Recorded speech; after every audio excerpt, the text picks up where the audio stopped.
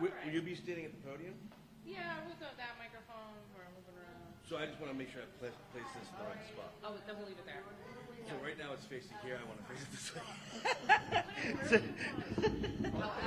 With this way? Yeah. If this is okay. I mean, I can lower it if it makes it better. That's okay? Okay.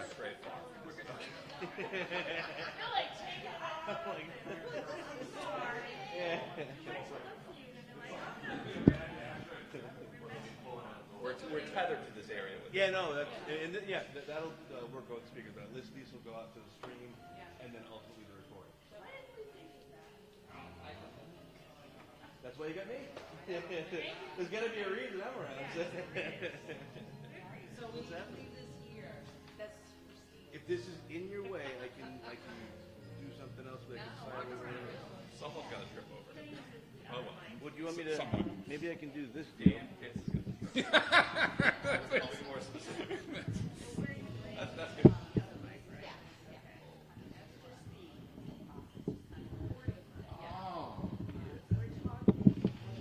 But we should be near This is good. So if you're at home and you're on the website streaming it, this is what's going to pick you up. So if you're over here, not so great. If you're over there, not so great. But if you're at least in this neck of the woods, And we're going to be talking into a microphone. That won't be an issue. You got to hold both. Stand on one leg. Rub your belly. The sound on both sides, is that a problem in the band? I didn't hear it on this feed. So I can't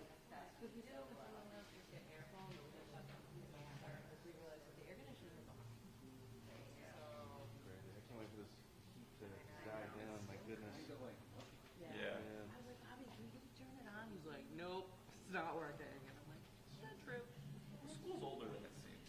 And I've got like 3 box fans in my room just blowing air all over the place. Crazy. Do you get a lot of like, Luke, I have no father? Do kids do that? I haven't gotten that yet. No. I haven't gotten that yet. Yeah, they might not know. You know what I got to do is I got to show them the movie. That's actually coming up next. I pair that movie with The Good, the Bad, and the Ugly because whether you realize it or not, they're practically the same movie. Okay. There's a war. There's a good guy. There's a bad guy. There's one person in the middle. They're in the desert. It's Is this like your brain just tied these things together? This is great. filmmaking. You know, I start to go, oh wait a minute, that, and then I finally put them together. I'm like, okay, here we go. And then I have them write a joint paper about both of them, similarities and so forth. That's great. What's the first one? Good, the Bad, and the Ugly, and Star Wars. Oh, yeah. Star Wars, and I know this partly because of my college professor in my U.S. history class. Star Wars is sold to the studios as a quote-unquote space western. Oh yeah, that's it. Exactly right. Absolutely. Yeah, if Han Solo isn't a cowboy, I don't know who is. Absolutely. He's my favorite. Actually, R2-D2 was my favorite. But, you know, Really? I think I first went to the drive-in to see that movie. I was a little. Although the drive-ins are making a comeback. I don't know if you noticed. They've got one in During Norrington, COVID, how did they not like blow up? right? Right. So the Rustic Drive-In in Smithfield has been open forever and ever and ever. So we used to go there when we were teenagers. Yeah. That was awesome. And They they would do have the one. double feature. Yeah, double features are big. They Yeah. just actually did a triple feature, the Back to the Future trilogy. Oh, cool. So and I actually show that in class too. So. Nice. And then sometimes I walk by and I'm like, Yeah, what are they we listening just to today? slowly. Is that Marty McFly? What's happening today in class? That's great. All right, well, I'll let you get cracking. Okay, thanks. I'll give it a few more minutes. What time is it calling?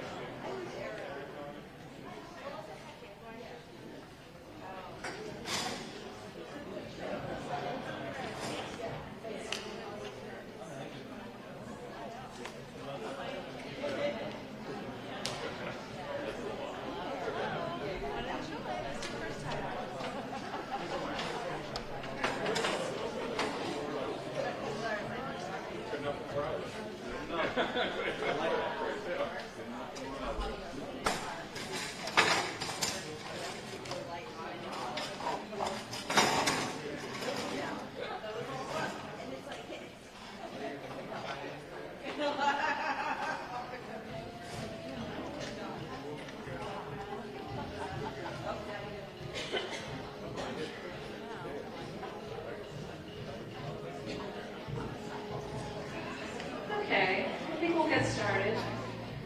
I know everyone's busy. We just want to be mindful of everyone's time. So thank you for all being here tonight. And we have the band outside with some nice background music for everyone. If it gets to be too much, let us just put your hand up. We can shut the windows. We were just trying to get some air going. In any event, I'm Susan Mancuso. I'm one of the school counselors here.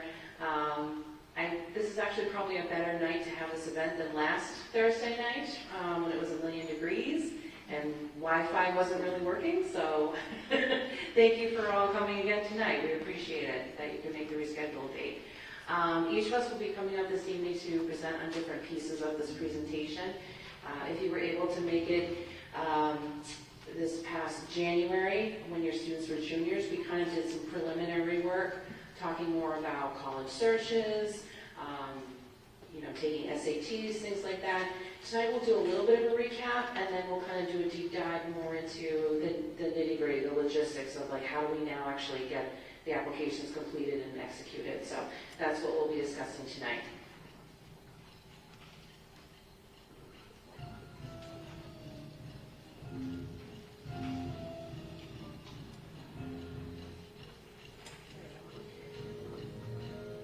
So I just want to introduce again, hopefully at this point you're familiar with their students counselor, but just in case we have Mr. Fitzgerald here, Mrs. Carney, Mrs. Lukovich, and Mr. Smith. Okay, so they'll be working with your students individually.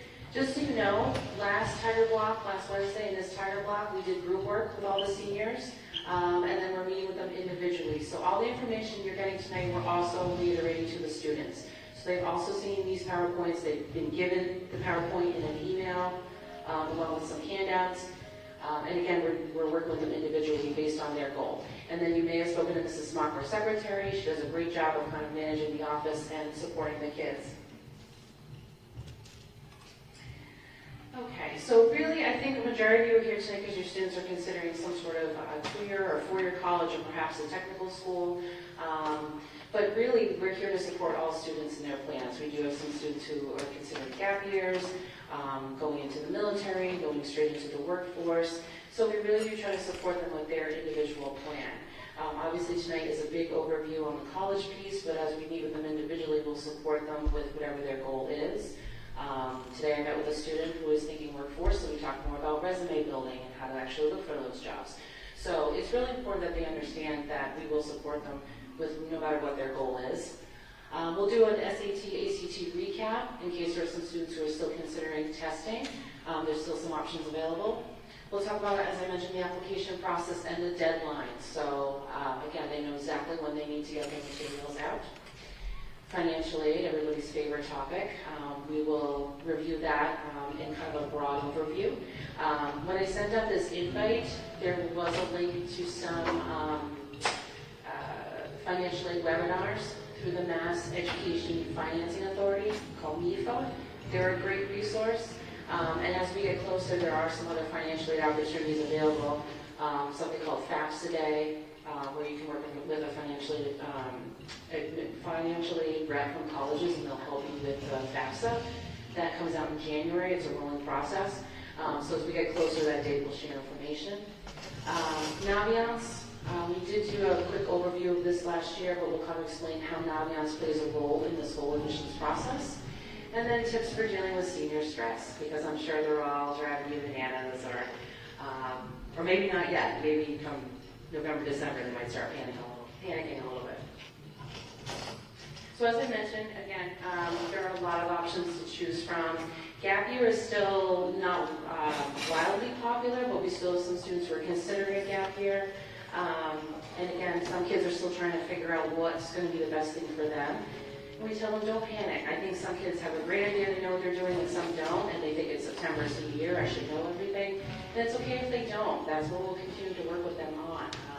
We do have some kids, hesitating, like, am I ready for that 4-year leave? Should I start with a 2-year? So again, there's a lot of options out there. Okay, so I'm going to turn it over to Mr. Fitzgerald, and he's going to do more of the testing recap for everybody.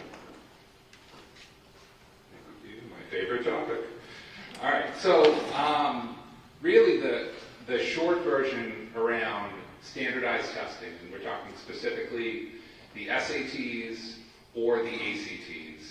is that previous to previously, pretty much all colleges required kids to submit a standardized test with their college application.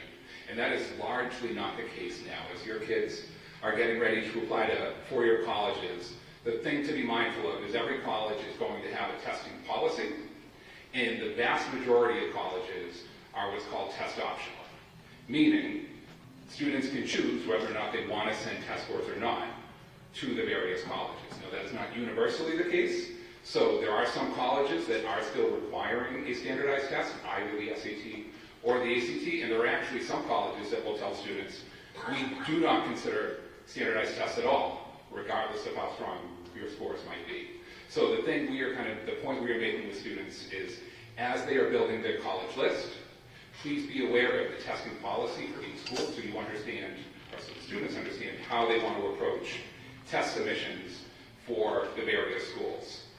When they are looking at colleges, colleges will share their advice on whether or not it makes sense to submit scores if they are a test optional college. And to that point, our advice is students don't need to overthink that. So if they have taken the SATs, and that's probably the majority of students here at OA have taken the SATs. We may have some students that have taken the ACTs, but the majority in New England and the Northeast tend to take the SATs. If they have taken the SATs and their scores are below what the colleges might typically expect to see, it does not make sense for them to submit scores to those colleges. It's really only if their scores meet or exceed what that particular college they're looking at might expect to see. In that scenario, it makes sense for them to take the SATs, or submit the SATs, I should say. Now, the majority of students at this point probably have taken a standardized test, or perhaps multiple standardized tests by this point, and probably feel like they have finished taking their standardized tests. If your child is still debating on whether or not they should take another SAT, they can still register for the October SAT. The deadline to register, we're in the late registration window, but they have until the 26th of September to register. OA is not a host site for the October SAT, but there are several neighboring towns that are host sites, and students should get those scores back before November 1st. November 1st is a pretty common early action deadline. We'll talk more about the deadlines and the application process in a little bit. But the thing to be mindful about with SATs and ACTs is, before deciding how to submit scores, or if it makes sense to submit scores, we probably want your children to know what their scores are. So if they don't feel like they have finished taking the SATs yet, they want to take one more, the October test is almost certainly the one they should probably plan on taking. But our advice largely is, if they've taken it twice, you probably can comfortably say that they are done, even if they've taken it once and they feel like it's not necessarily going to, they feel not particularly confident in how they test. It's probably not necessary for them to take a second SAT and feel like they're scrambling to submit their scores. Now, if students are planning on applying later in senior year, there are multiple deadlines, which we'll reference in a little bit, but if they're planning on applying later, there are other SAT dates later in the fall, including a November date that's here at Olive Reigns, and then there are several test prep opportunities that could be available to them if they are planning on taking a later SAT. Like I said, the ACT is simply a competing company. Any college that has a test policy that will accept test scores will take either the SAT or the ACT. Really, I guess the larger point is, if your child is debating whether or not it makes sense to submit scores or not to a given college, or which scores to submit to a given college, certainly feel free to have them ask us as they meet with us individually, and/or please feel free to reach out to us, and we'll happily share at least our best advice on how it might make sense to approach test submissions. And then in this PowerPoint, we do have a couple links to some of the more common and more popular SAT prep resources that are still available. Khan Academy is a free online resource that links in with College Board directly. Bridgewater State has a pretty cost-effective program that's available starting soon that aligns with the November SAT if your child is planning on taking that exam. And with that, we're going to bring up Ms. L to talk more about the actual college submission process. Hi, everybody. Welcome. So I'm Colleen Lekovich, and I'm going to talk about who does what in the college process. So we've already told the kids all this, but this is good for for you to hear it, so you can remind them as well. So what we've been asking them to do is ask teachers for letters of recommendation, and we're suggesting typically 2 teachers. It doesn't have to be a teacher from this year. It can just be a teacher they like a lot. Doesn't have to necessarily be related to their major. They could ask 2 different teachers, like maybe one science and one English, or one history and one math. And then after they ask them and the teacher says yes, then we're asking them to add the teachers into their Naviance account, and it sends them a link, and then the teachers can post the letters directly onto Naviance. And Naviance, pretty much everyone has done this now. We have connected Naviance to their Common App. That's what we're doing as we meet with them individually. So the kids are working in Common App, and the staff is working in Naviance, and they're meeting in magical cyberspace. The student college questionnaire, now this is the thing that everybody forgets. The kids, and if you could do one thing tonight, it would be great to remind them. We use a college questionnaire that is on Naviance, and it's just a series of questions to help us write a better letter of recommendation. Tell us about yourself. What clubs are you involved in? Do you work a part-time job? Do you babysit? Do you help out at home? Just kind of similar to the parent brag sheet, the kids are telling us about themselves. A lot of them will go through the entire process. Oh, I have my whole Common App filled out. But did you do your questionnaire? Oh, no, I forgot. So we each have 50 plus letters to write. If we don't have the questionnaire, it's really hard, because you're going to write, Mary is a nice girl and John is a nice boy. So you really want, and you can help them with that. So that is really important to us, and especially if your child has an early deadline. Like right now I have 3 students with October 15th deadline, so I want their questionnaires right away. And then a bunch of kids are going to reply for November 1st, and then they'll be November 15th. Yeah. So my son came and the second week to do it. We looked together through the whole audience. We looked at about me. I can't find this questionnaire. They changed it. It used to say about me. So what it says now is the student's initials. It's a circle, and it will say. Right. But then it says when you go there, it says my account, document resources, resume, goals, portfolio. No, you're in the wrong place. So you're on the home page. No, skip about me. So instead, they got rid of the about me, I think. We're looking for a circle with their initials on it, like Colleen Lekovich, CL. Top right-hand corner. Drop down will say surveys sent from your school. Service from your school. Right. Open that up, Yeah. and one of them will be college questionnaire. Okay. And that's it. Okay. Okay? They showed them today. When I saw them. Okay. All right. Let's see. All right, where are we, guys? Okay. Did I go the wrong way? You're good. Okay. The college process. So after we connect the Common App and the Naviance accounts, and we have the college questionnaire, we'd like that all 2 weeks before the deadline so we can write them. And students are going to really be applying electronically. No one uses paper anymore. And the teachers are going to upload their letters directly to Naviance. The students are not going to see them. And we upload our letters to Naviance. And we also send the high school transcript. And we send the school profile. If for some reason they're applying to a school that's not on the Common App, one example, and there are very few. One example is Endicott. Another one is Berklee College of Music. They're not a Common App school, so they would have to apply directly on that college's website. And then they would go into Naviance with the giant plus sign and put the college in. Because if it's not in Naviance, we can't see it. so we don't know that they've applied. But for the most part, when it's the Common App, it's very simple. Okay, so who sends what? The counselor sends the transcripts, the profile, the letter of recommendation, and our secondary school report. The teachers post their own letters of recommendation, as I said.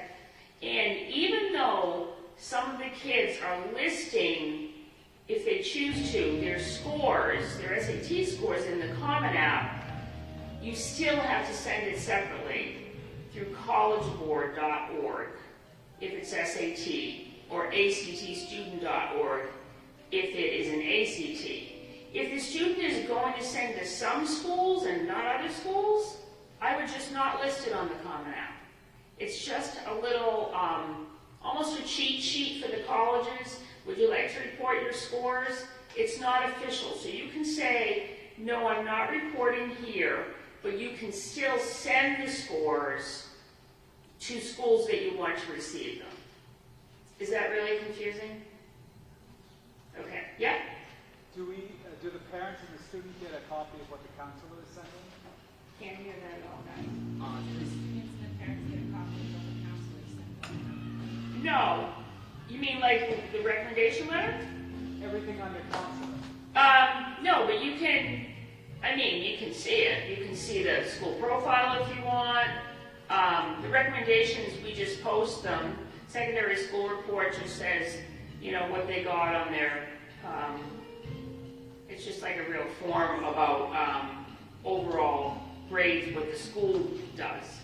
We can certainly share them with you, but we don't send them to parents. Yep? Download from where to post it? I don't think you'll see them. You'll see that it's done, but you won't see it itself. But you can see that it's been sent.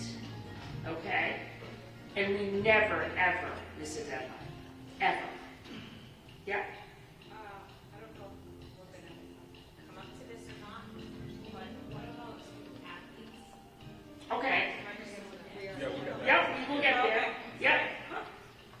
The same, plus a little extra stuff. Okay? So they're still going to do the regular process, and then we're going to give you a little extra piece about that, okay? Okay. Susan's going to talk about this. Yeah, just to follow up, all the letters of recommendation, the counselor and the teacher ones are confidential. So we don't share what is written. I can tell you whatever we send is complimentary. And if a teacher feels like they can't write a letter of rec for a student that isn't complimentary or glowing, they would then talk to the student politely and just say, I think you should find somebody else. So I understand the anxiety around not seeing the letters of recommendation, but I can assure you that they're all appropriate. I just want to put a plug in for that. Just to keep you in the loop, some people may be aware, some may not. We did remind students of this, but as of the spring school committee meeting, we have eliminated rank as part of our process here. So we are submitting a GPA, but no longer rank. And that came from a variety of reasons, including just the fact that, as use this as an example, I think in any professional field, you're constantly looking at ways to improve, make changes, what works, what doesn't work. And we're finding that rank is really antiquated, and that a lot of colleges are no longer really factoring it in, where we spoke with schools from all over southeastern Massachusetts. A lot of schools are also looking to eliminate rank, so that was really the reasoning behind it, along with, to be honest, some other social emotional reasons, finding that students are, the hope is that they are more collaborative rather than competitive, and also, picking their classes based on what they're interested in and not just this goal of, taking as many AP classes as possible.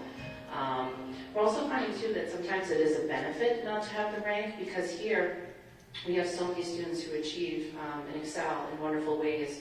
And I think sometimes they're very surprised when they think, well, I have a 3.9 GPA, and then they find out they're, 63rd in the class, and they think, well, my GPA, I would expect my rank to be, better than that.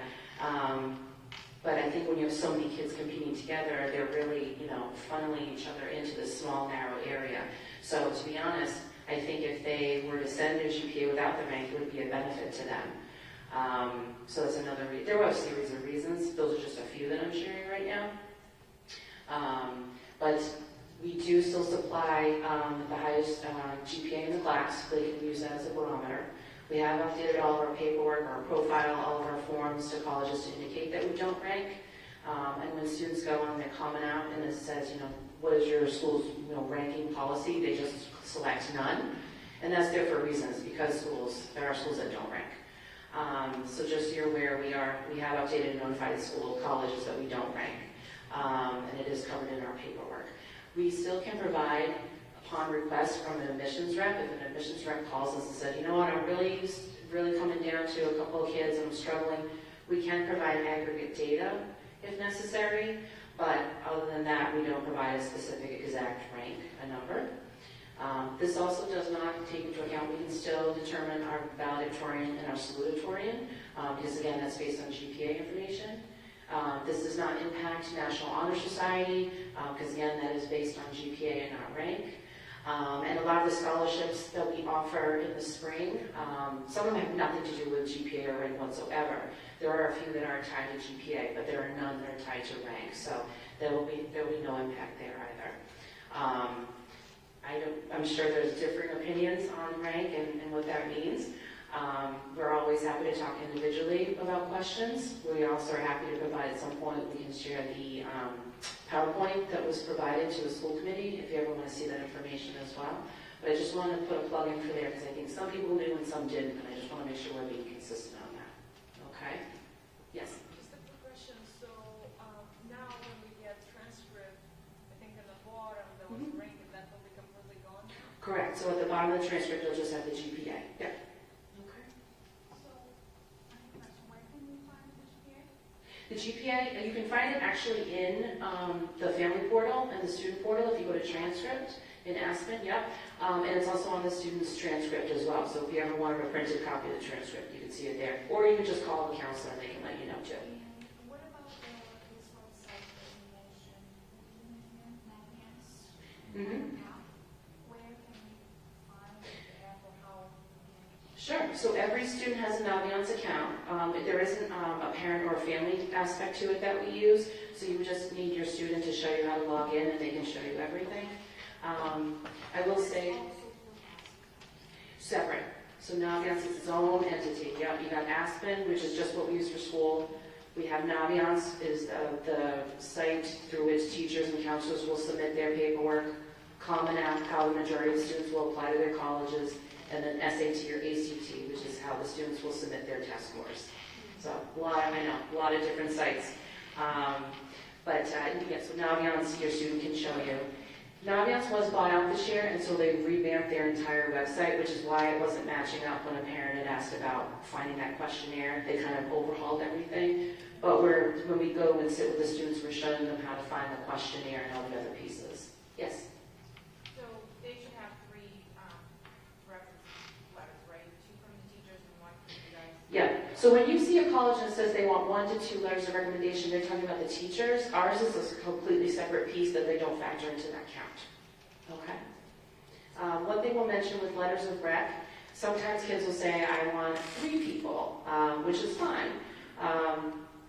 There may be some colleges that will take 3 letters. Some may limit you to 1 or 2 letters, in which case we're showing the students how in Naviance they can pick and choose which teachers they're selecting can send to which schools as well. So they can also do a pick and choose. Okay? There's a few, not many, but there may be some schools who just don't accept letters of rec at all. So when the teacher goes to upload and submit, it just won't give you that school as an option. Okay? But that's far and few between. Most colleges want to see 1 to 2 teacher letters. Some kids have asked about outside recommenders, coaches, bosses, various people in their lives. So we've kind of explained how we can add them, how they can be added in to submit their letters of recommendation as well. Okay.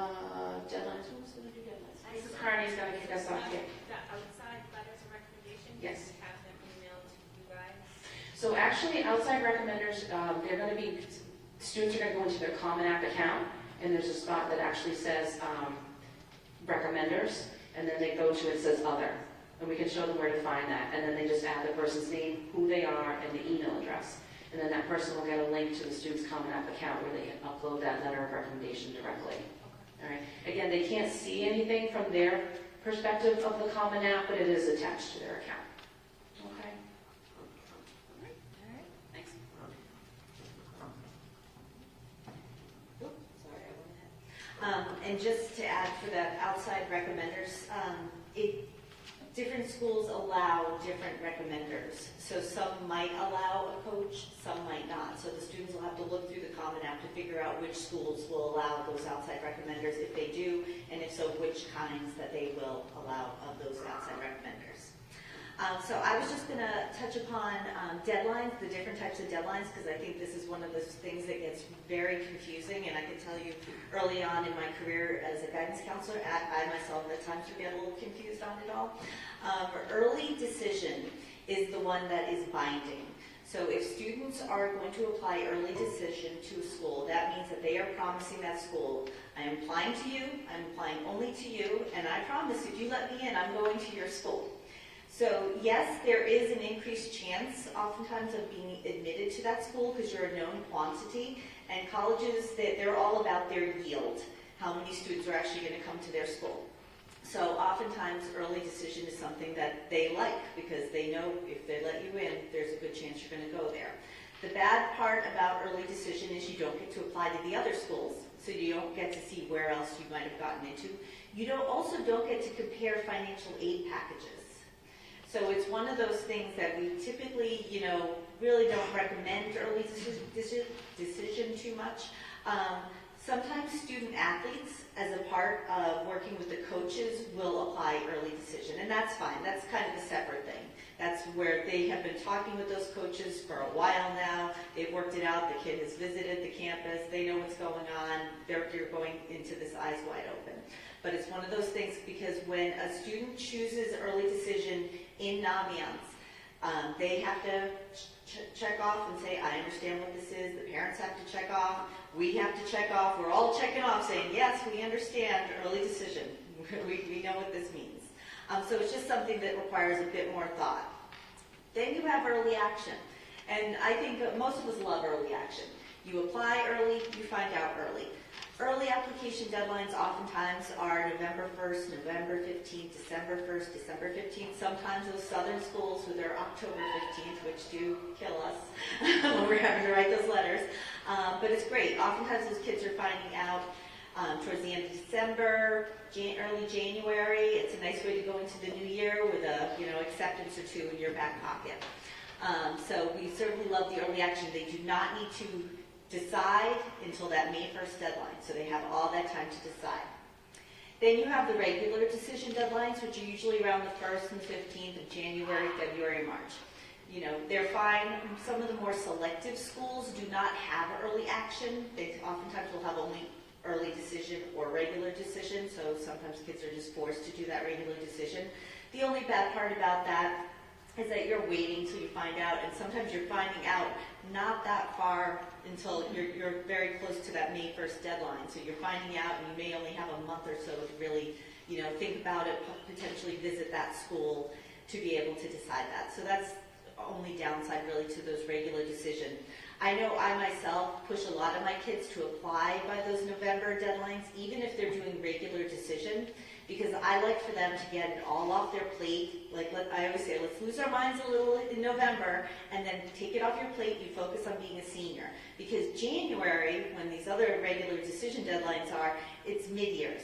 So they're coming back from the holidays. They're kind of like, oh, great, it's dark, it's miserable weather, it's mid-years, and now I got to do an application amongst that.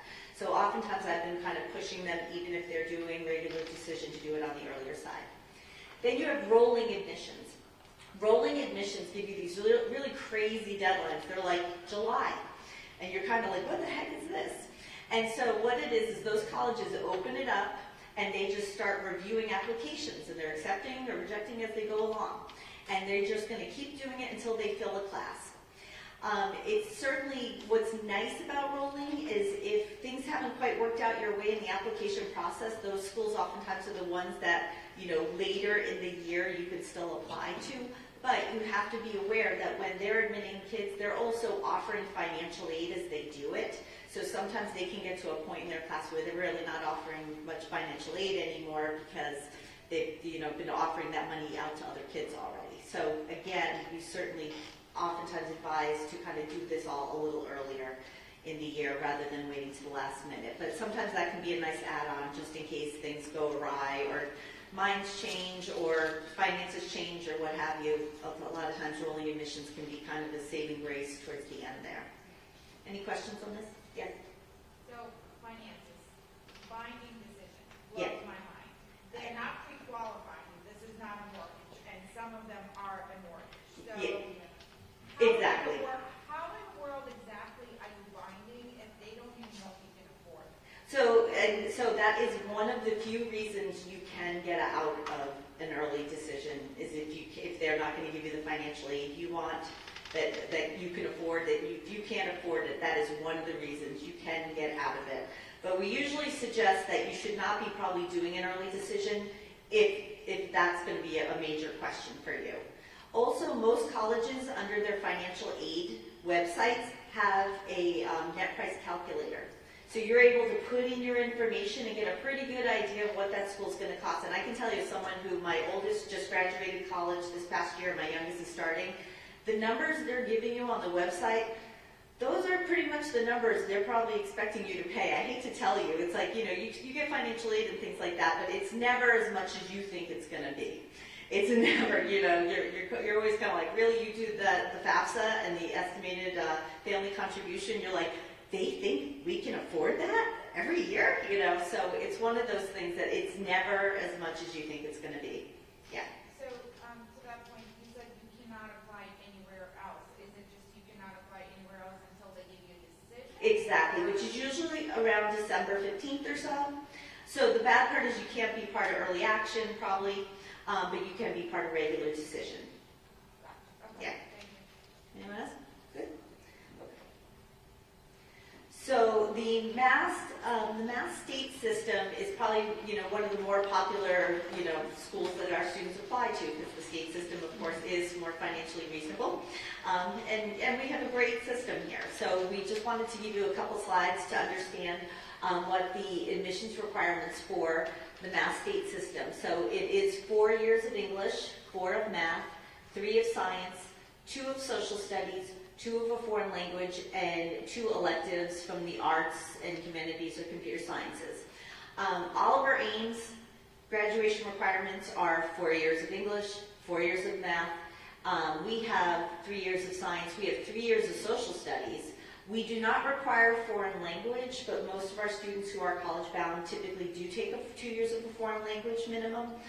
Sometimes if students are involved in the special education process, they can get a waiver for that. But all of our Ames, the way our system is set up, they get more than what is required for the Mass state system. So they're usually in great shape to apply to those schools. We also show the sliding scale on here. So for kids who maybe have a lower GPA, the system has, for minimum eligibility to be admitted, as you can see, we have both the UMass system and the state college system, and I guess this is updated, recently changed, and they went up a little bit. But as you can see, the kind of lower of a GPA they have, the higher of an SAT they have to kind of offset that to be admissible to the state college system. So that is in your handout, so you can take a look at that. But the state system, certainly the UMasses and Bridgewater are very highly popular schools.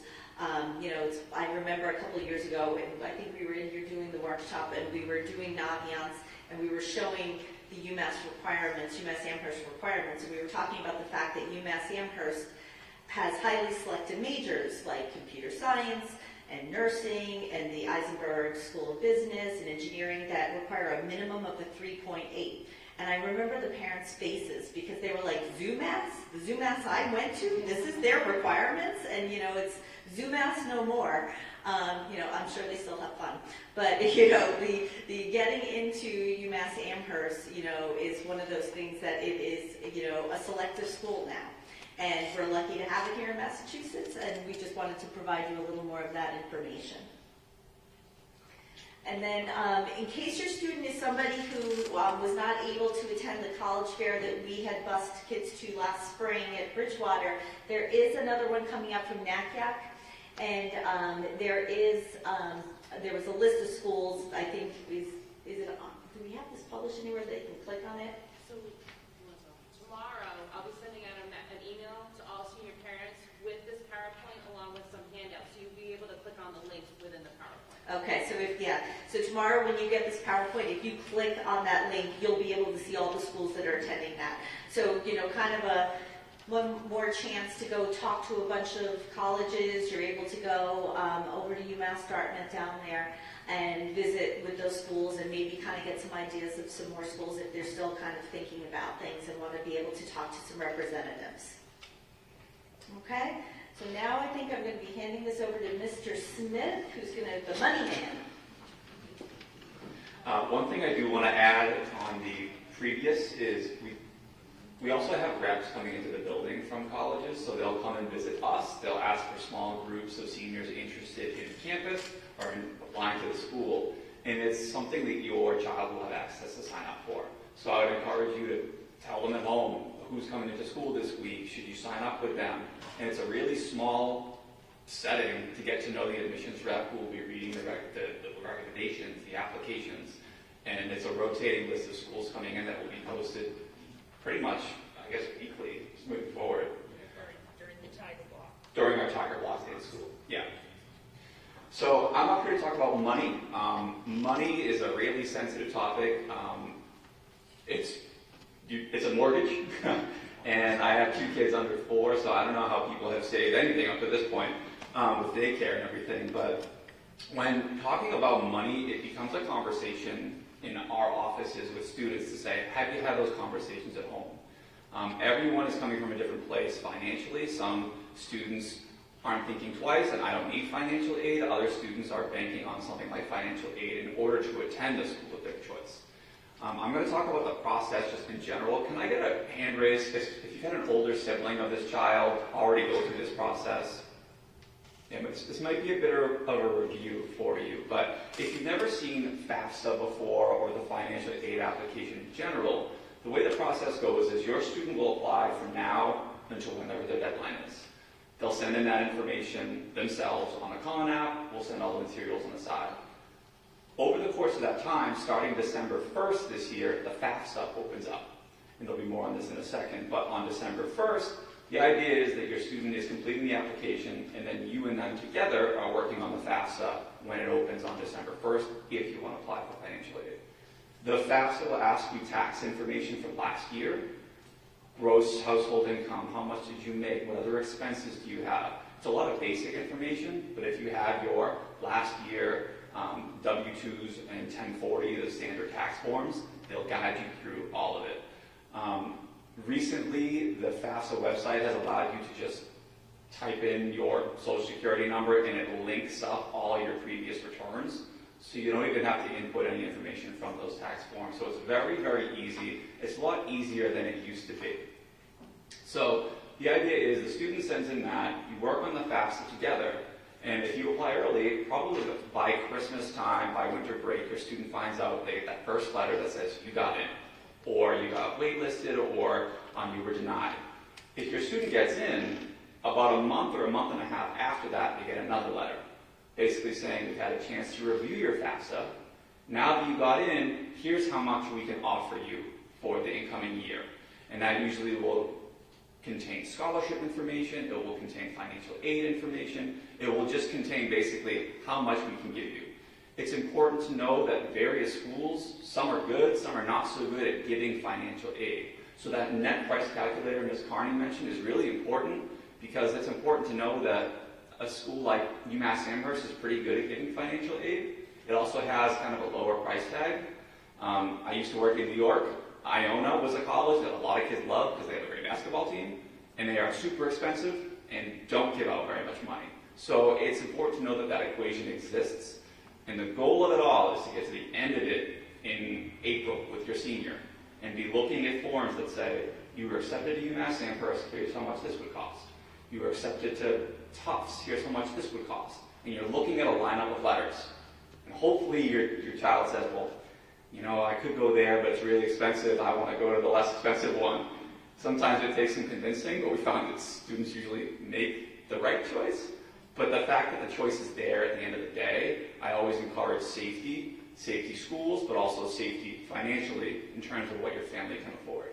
I saw you go up over here. So the college goes into our FAFSA and looks up So- our info and then bases their, okay, so.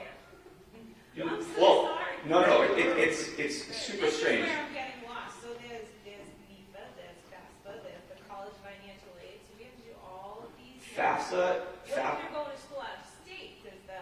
so FAFSA the way that FAFSA works, you will input your information in one place. Okay. And then you'll use your tax information to do that as quick. Then your student will come in and say, okay, here are the schools that it should go to. And they input whatever schools that are on their list into FAFSA. FAFSA does some calculations, spits out a number, and they decide apparently how much you can afford.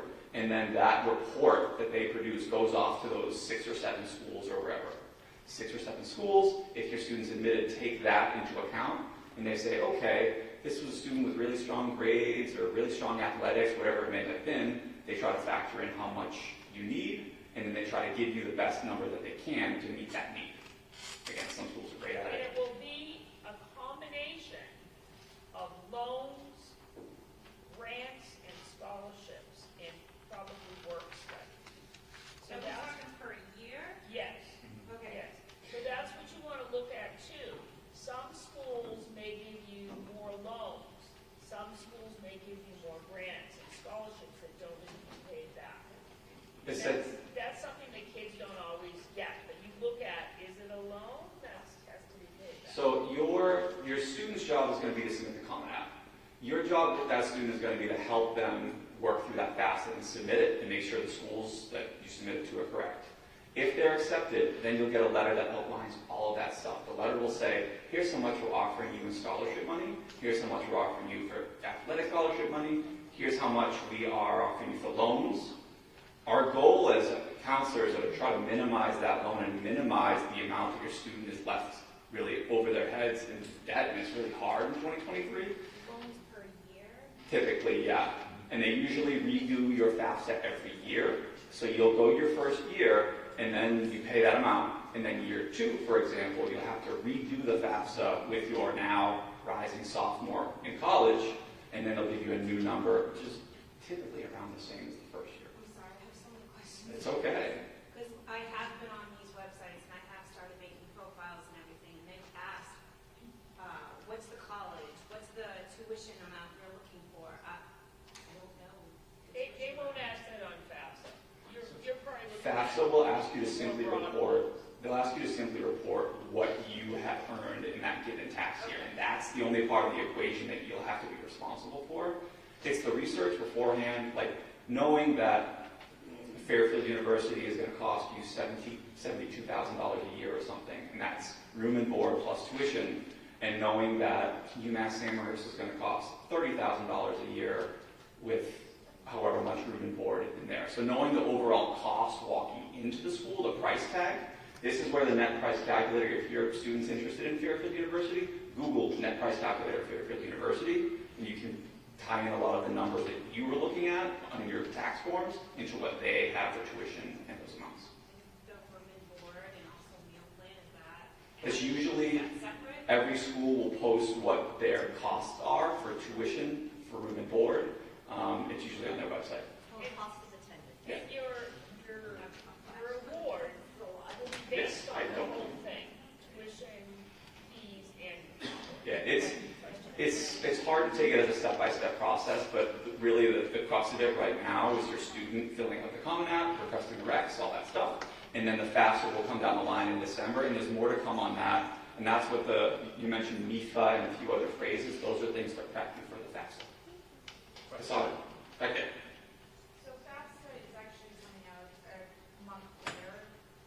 2 months. It was delayed this year for some strange reason. So they're revamping it. I went online, which makes me, I've been around the block.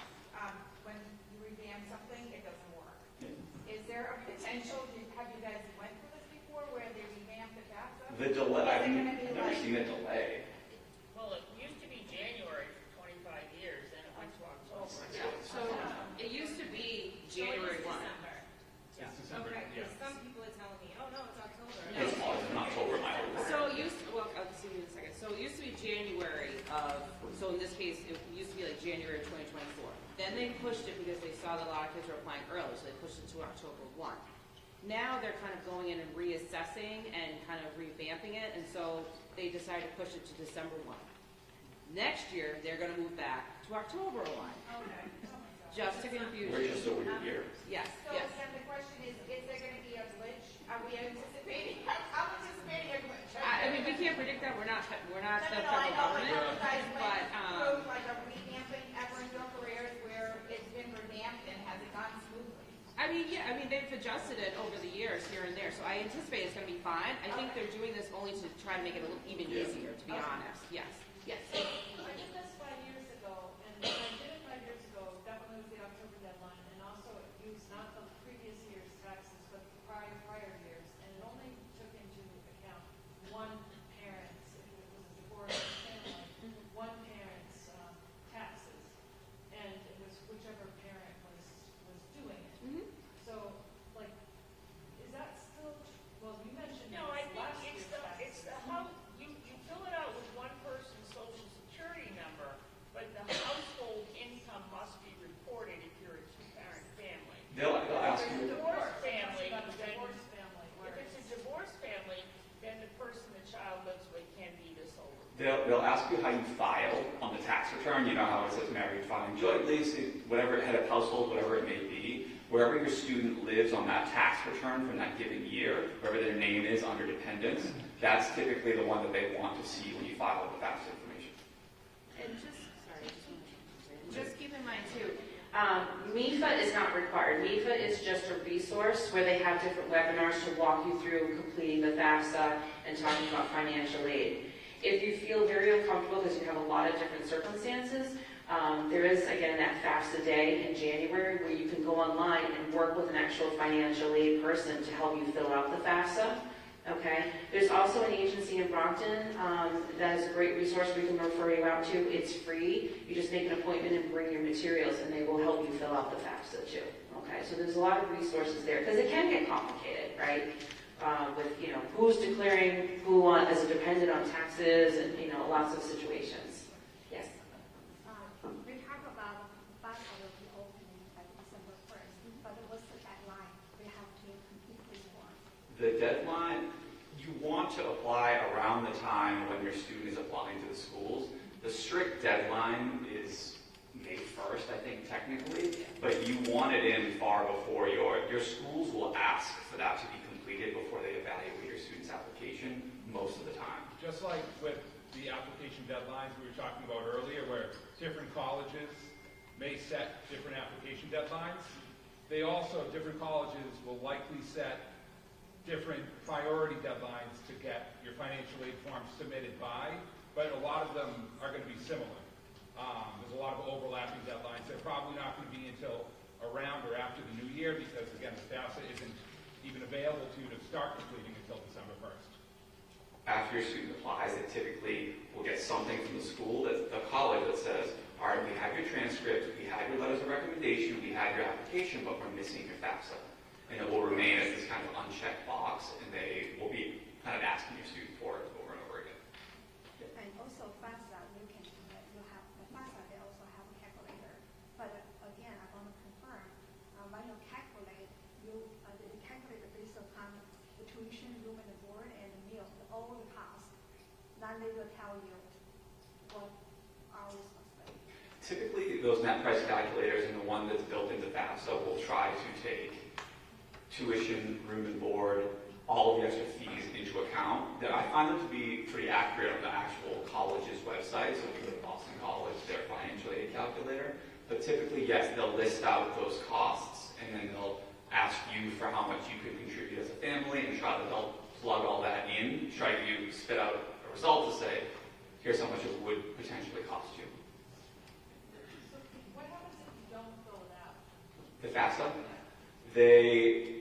usually there's a place on the Common App where your student will fill out, are you intending to fill out financial aid forms? There are a lot of students who say no, and they evaluate, they check that box on the university's end to say, it's not coming in, the requirement is completed because they're not doing it, and you become not eligible for financial aid with them.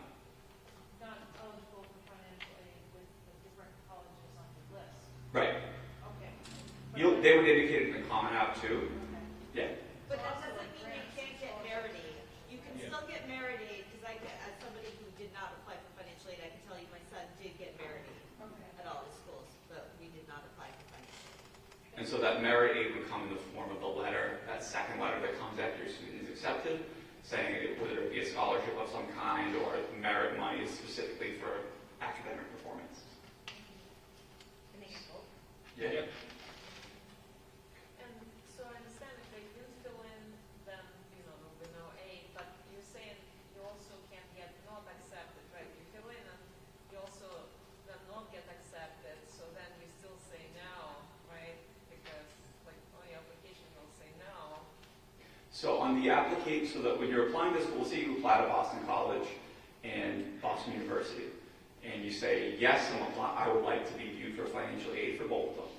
If Boston College accepts you, they would later on give you the financial aid letter to dictate what you pay. If Boston University, on the other hand, decides to deny you and doesn't want to accept you into the incoming class, that's the end of the road for them. There's no further letter, financial aid, or anything coming because they're denied. No, I'm just saying you said sometimes, like, FAFSA will, let's say, reject your application. Like, FAFSA won't. The university could deny your application. Okay. FAFSA, you can put all the schools on there that you would like, yeah. Okay. Other questions? So, Do you think that the colleges know that the FAFSA's changed to December 1st? oh yeah, they're probably mad about it, to be honest with you, yeah. And if there's glitches on it or there are issues with it, they'll be dealing with it too, so it's not going to be just on our end. Go ahead. So when I met back with you last year, you had told me to create a scholarship profile on the OA website. I can't find that. We'll talk about scholarships in 1 or 2 more seconds. Okay, I'm sorry. I'm going to throw one more confusing term in there, and I apologize in advance. So the FAFSA, if you want financial aid, it is the prerequisite first step. You fill out the FAFSA, you list your schools saying, I want to be considered for financial aid. On top of that, there is a list of schools that elect into what I refer to as a secondary financial form. It's a smaller list. It's only a couple hundred schools that also will require something called the CSS profile. It's a secondary application form run through the College Board website, so the same place that your student applies for SAT testing. That's the same place that you could find the CSS profile. If your student has a school that just so happens to be required for the CSS profile, we're having discussions with them about that in our offices, and they'll also be notified that they have to do it along the way. So the FAFSA is for pretty much every school that you want to be considered for financial aid in. And just know that the CSS profile is a secondary financial form that only a small fraction of schools will require on top of that. There's a full list out there that we produce in our offices. Pretty much every time, I'm sure you guys do the same, when I see a school that I know is CSS profile, I'll say, hey, just a reminder, you have to do that on top of the FAFSA if you want financial aid. The FAFSA itself is free. That is cost-free. The CSS profile, if you have that secondary piece, there is a cost associated with filing for that. My question Yeah. is, do you think there is also an application fee for the universities when they apply? Yes, so there are application fees when you go to apply in the Common App. When a student goes to submit, it will take them to a page that says the fee to submit an application to Bentley University is, I think it's $65 now. So if your student's applying to a lot of schools, it can add up very quickly. Again, we remind them of this. We talk through the costs of all of that. There are some students who are eligible for fee waivers. So if your student is classified as free or reduced price lunch with us here at OA, they can come to us for application fee waivers. And if approved, that cost would be waived.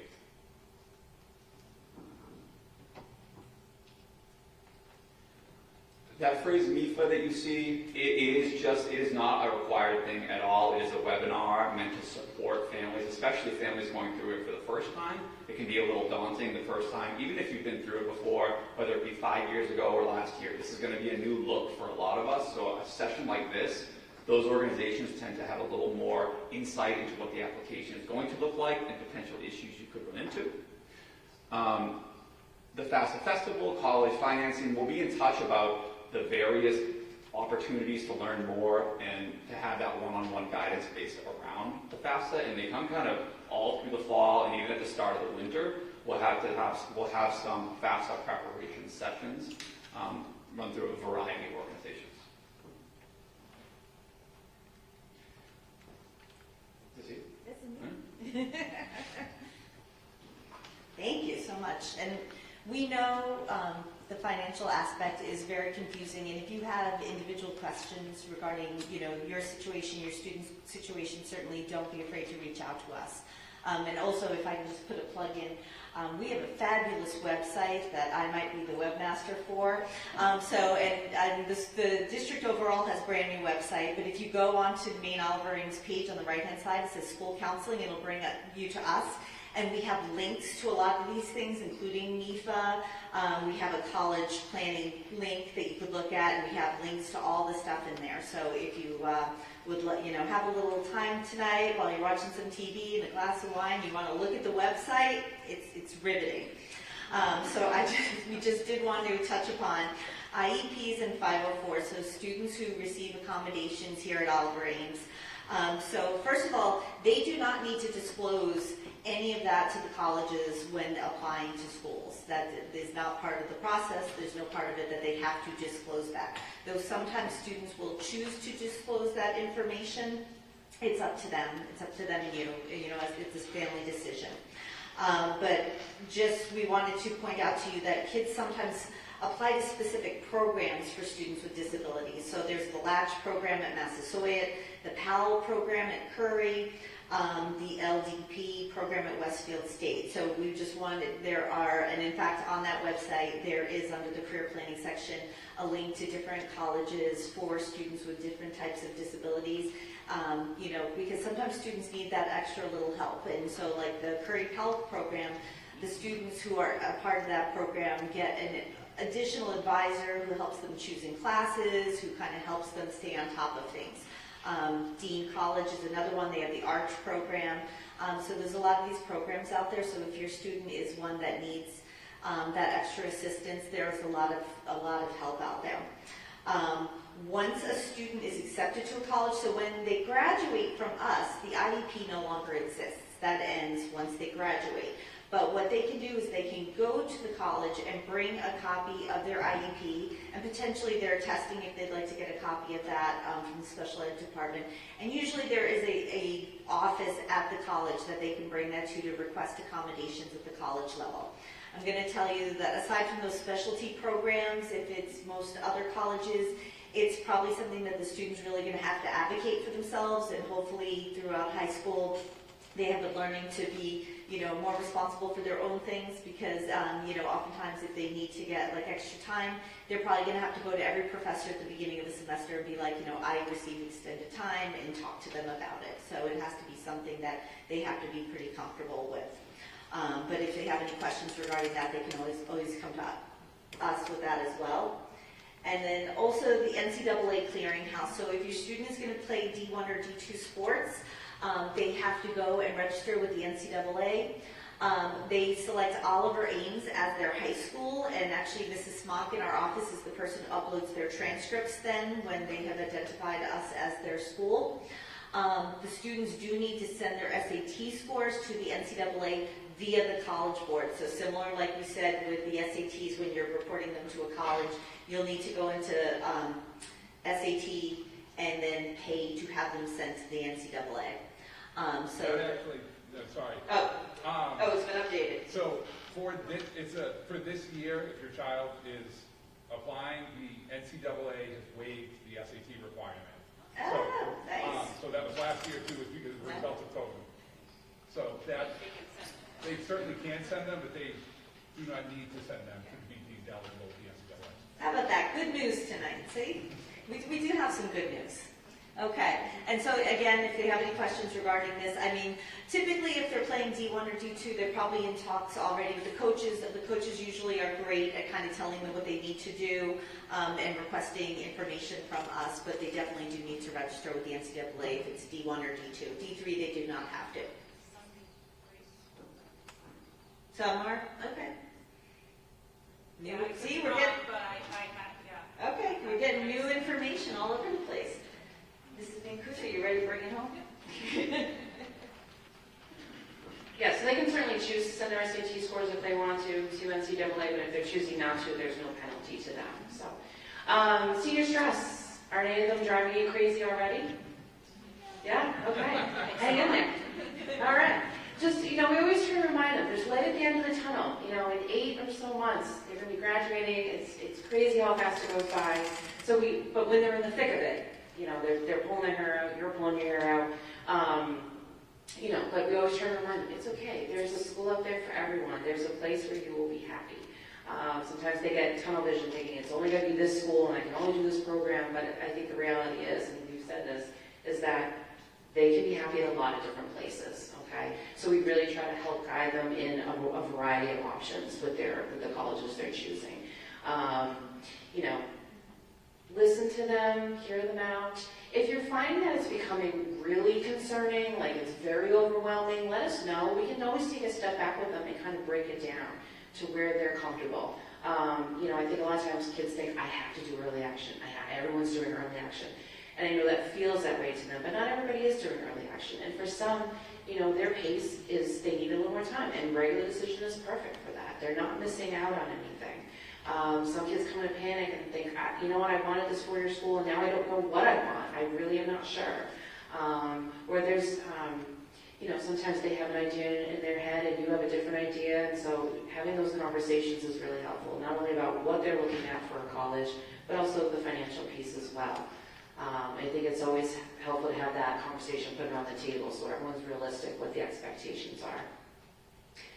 But a little stress is good. If it's too much, that's concerning. But a little stress can always be a good motivator, It lights a fire under them. They're like, okay, I gotta get this done. So, as we all know, I'm sure you guys, just like me, there's always something to do at the 11th hour, and you're like, I gotta get this done. But again, if it's becoming too much, let us know. But come winter break, a lot of them are over the hump or like in a good place with their applications, and we want them to walk away winter break feeling like, all right, I'm in a good spot.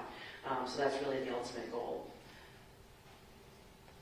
And then, it's kind of just what we recap. If you really feel overwhelmed by this, you have a series of questions, reach out to the counselor. Come on in, have a meeting. We can have the student there too, so we're on the same page. We can kind of walk through, based on your particular needs and your questions. Because everybody has a different process. So please, reach out with any concerns that you have. As I mentioned earlier, tomorrow I will send an email out with this PowerPoint along with some other handouts that we've provided to the seniors. And ECAT has wonderfully live streamed this tonight, so if someone could make it, they can watch it later. It will be recorded. Or if you just want to see this riveting presentation again, feel free to check it out on ECAT later. But we will be up here for a little bit longer for general questions, and then you can meet with the individual counselors if you need to. But do we have any general questions right now? Yes? Let's say your student chooses not to apply this year. Mm-hmm. How do they access the resources of the guidance department when they're no longer a student? Yeah. How does that work? Nope, they can just email us. That does happen often. Or we have a student who transfers and says, I need my transcript. I'm applying to a different school. But let's say they take a year off and then they apply, totally fine. They can reach out to us. I would suggest, if they're thinking maybe not this year but next year, I would still encourage them to ask a teacher for a letter of recommendation so they have it on file, so it's available. How long does that stay in that account? It'll just sit there. Yeah, we can access it back to whenever we started Naviance, so Another option too is to go ahead and apply and to hold your place for a year. a deferment. That might be a simpler way to go because you're here with all your resources and your Yeah, so deferment's an option too. Other questions? Okay. You've been a fantastic audience. Thank you for coming tonight.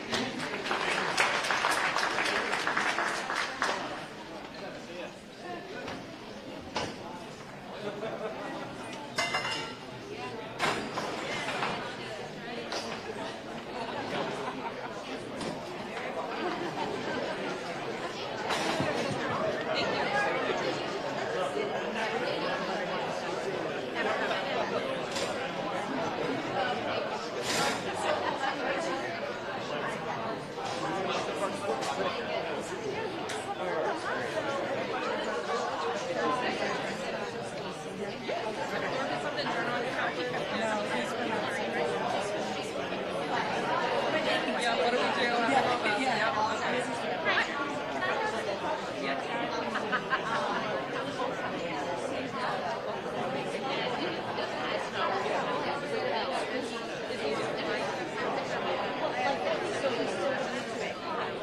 Yes, I know.